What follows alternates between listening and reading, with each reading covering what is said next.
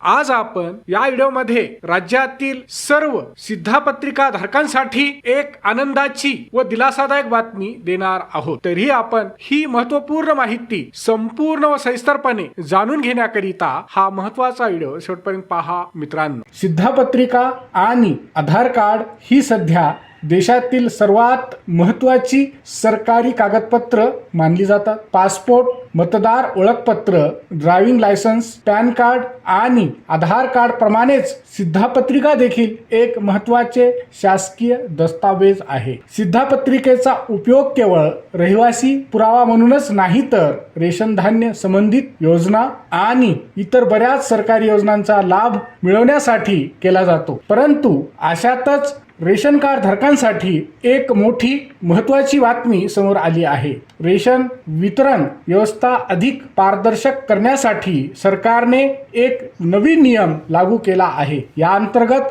हे महत्त्वाचे काम तुम्ही लवकरात लवकर पूर्ण न केल्यास तुमचे नाव रेशन कार्डवरून काढून टाकले जाऊ शकते आणि त्यासोबतच विविध सरकारी योजनांचा लाभ आणि मोफत किंवा स्वस्त दरात रेशन धान्य मिळणे बंद होऊ शकते। कारण सरकारने आता रेशन कार्डची ई-केवायसी करणे बंधनकारक केले आहे। ई-केवायसी साठी सरकारने अनेकदा कमीत कमी 6 ते 7 वेळा मुदतवाढ दिलेली होती, परंतु मुदतवाढ देऊन देखील ई-केवायसी न करणाऱ्यांची रेशन कार्डवरून नावे वगळली जाणार आहेत। परिणामी त्यांना विविध सरकारी योजनांचा लाभ व मोफत आणि स्वस्तात रेशन धान्य मिळणार नाही असा इशारा सरकारकडून देण्यात आला आहे। तरीही ज्या रेशन कार्ड धारकांनी अद्याप देखील ई-केवायसी केलेली नाही त्यांनी लवकरात लवकर केवायसी करून घ्यावी, अन्यथा त्याचे गंभीर परिणाम होऊ शकतात।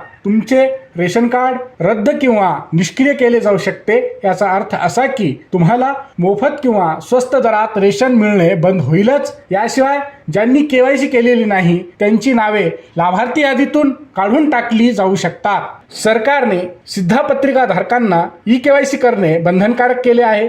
स्वस्त धान्य दुकानातून ई-पॉस मशीनद्वारे मोफत केवायसी केली जात आहे, परंतु लहान मुले आणि वृद्ध लोकांना बोटाचे ठसे आणि डोळ्याद्वारे स्कॅन करताना अनेक अडचणी येत आहेत। या पार्श्वभूमीवर सरकारने मेरा ई-केवायसी ॲप सुरू केले आहे। आता लाभार्थी स्वस्त धान्य दुकानात न जाता काही मिनिटातच स्वतःचे आणि त्यांच्या कुटुंबाचे केवायसी पूर्ण करू शकतील। अंत्योदय आणि प्राधान्य कुटुंब लाभार्थी घरबसल्या काही मिनिटातच आपली ई-केवायसी पूर्ण करू शकतात। राज्य सरकारने NICच्या सहकार्याने लाभार्थ्यांच्या सोयीसाठी मेरा ई-केवायसी हे ॲप सुरू केले आहे। यामुळे लाभार्थ्यांना प्रत्यक्ष रास्त भाव दुकानावर न जाता घर बसल्या ई-केवायसी पूर्ण करता येईल। या ॲपची मुख्य वैशिष्ट्ये: नंबर 1, घर बसल्या सोप्या व सरळ पद्धतीने ई-केवायसी करता येते। Number 2, face authentication